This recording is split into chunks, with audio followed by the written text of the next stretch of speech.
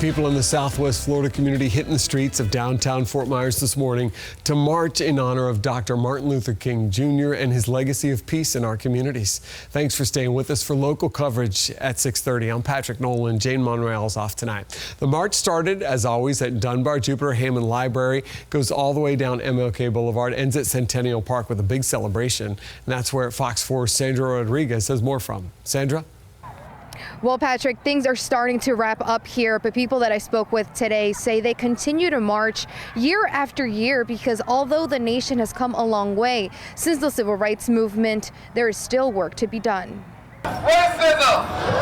Freedom! Hundreds marching in unity to honor Dr. Martin Luther King Jr.'s legacy of service, equality, justice, and inclusion for all. It's not a parade, but it's a march to commemorate what happened in the 60s during the height of the civil rights movement. Reginald Billups helped start the celebration 35 years ago as part of the Dunbar Festival Committee. Having grown up in Birmingham, Alabama, Billups himself was part of the civil rights movement as a teenager.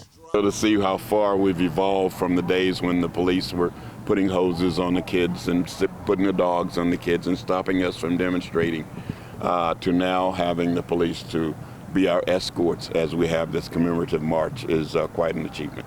Billups says he now understands why his mother would tell him he was making history. To hold this as a time where we remember the struggles of the civil rights movement is especially meaningful to me. Although the nation has come a long way since the civil rights movement, some believe Dr. King's dream of equality and inclusion is still just a dream. So we're still fighting for equality that should have been ours at birth. And so Dr. King and the commemoration of this reminds us that we're still in the struggle.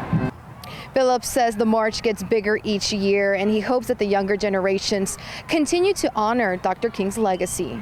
In downtown Fort Myers, Sandra Rodriguez, Fox 4 in your corner. Thank you, Sandra.